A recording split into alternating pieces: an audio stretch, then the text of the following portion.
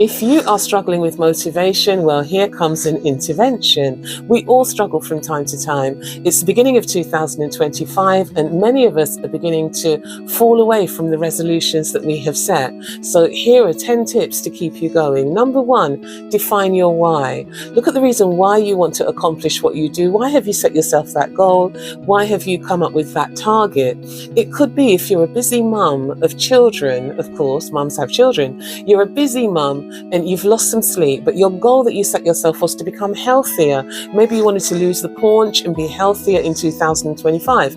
However, the baby kept you up. And now when you wake up, you're like, oh, I'm not going to go to my exercise class. I'm not going to do Pilates today. I just don't feel up to it. By coming back to your why and redefining it, you will find the motivation to keep going. The motivation would be, I want to be healthy for my children. And no mother ever stayed in bed and rested on when her desire was to be healthy for her children. She would do her class, come back, and then get a little bit more rest. Number 2, acknowledge your struggles. We all struggle. We fall down, but we get up. You know, you fall down, but you get up. You fall down, but you get up, for you are a winner who fell down, but got up. Yep, we all fall down, but we get up. You might feel overwhelmed by your list of things to do. Then recognize that you're in control. It's your list. If you don't get everything done, that's okay. Just look at one obstacle that you can tackle and take down today. Number 3, break your goals into smaller steps. Maybe you want to write a book. Now, I wrote a book and I haven't published it, but when I was writing the book, my goal was to write a book. And at times I found it very overwhelming until I did some research, which I'll share with you. You want to write a book? Think about the title of your book, the introduction of your book, the blurb on the back of your book, and what 8 chapters of your book will be about. Break it down. You do that in a session. And then you take time out to work out what each individual chapter will be.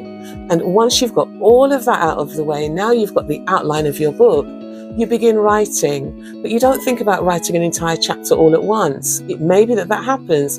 If not, you say, today I'm going to do 300 words. So you do 300 words. Look, it's no coincidence that J.K. Rowling took 5 years to write Harry Potter. Writing books takes time and effort, which is why I've written a book, but it isn't a publishable book. It needs a lot more work to go into it, and eventually it will happen. So when you've written your outline and different parts of your book, then you begin the editing process.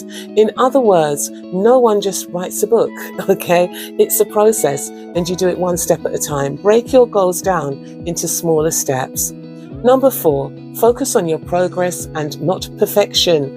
To use the writing a book, so you're doing your 300 words and you just keep screwing it up and throwing it away. Screwing up the paper and throwing it away. No, stop at one point and say, look, I'm going to keep this, but I'll come back again tomorrow and do some more work on it and refine it. But I'm just going to make myself continue going for 15 minutes of writing. Whatever comes, that's what I'm going to accept today.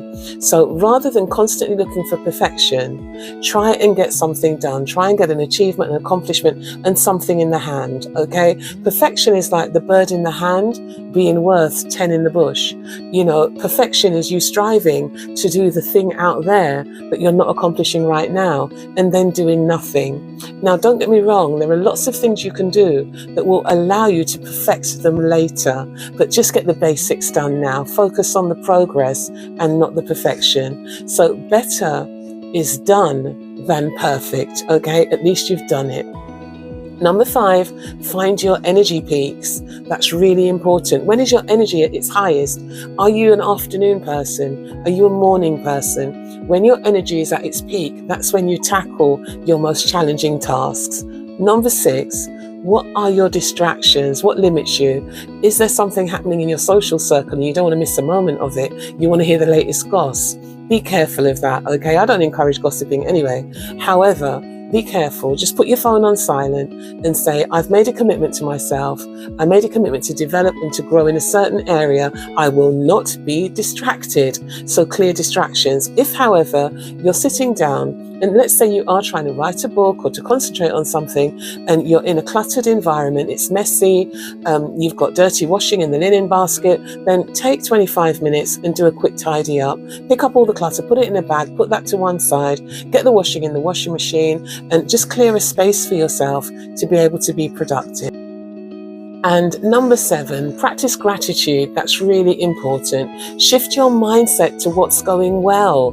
Listen, things aren't always perfect, but there are things that are going well. Take your mind off focusing on what isn't working and encourage and inspire yourself by looking at what is working. Number 8, visualize your success. Begin to visualize what it's going to look like when you've accomplished and achieved this. How amazing is it going to be? How wonderful is it going to feel? How confident are you going to feel? How accomplished and achieved are you going to feel? So begin imagining what it's going to feel like when you have achieved that goal in your life. Number 9, commit publicly.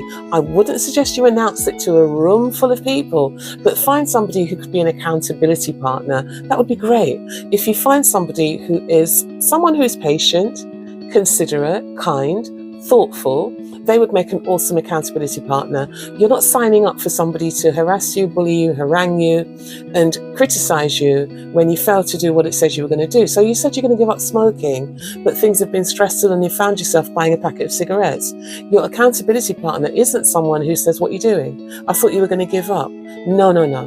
An accountability partner is somebody who says, "Okay, clearly you're stressed, and that's why you've picked up the cigarettes again," because they understand that this isn't what you wanted to do.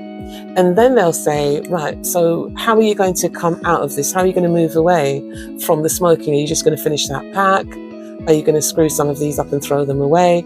And they're ready and waiting to support you in moving forward. That's the type of person you want. Number 10, start small, grow big. Remember, every journey begins with that single step, one step, which will move you forward. Even when you've accomplished to a certain degree and you're going on to the next phase, again, one step. So remember that big motivation will follow big actions. After you've accomplished one thing, your motivation will increase, your sense of capability will grow, and then you'll have more and more actions that will match the motivation that you're feeling. It will keep you inspired. I'd encourage you today to just write down what your why is. Create a really good reason why you want to accomplish what you want to do, and have a why that will keep you constantly motivated and focused. I'm Janette. Thank you so much for watching my presentation. Do take care. Bye for now.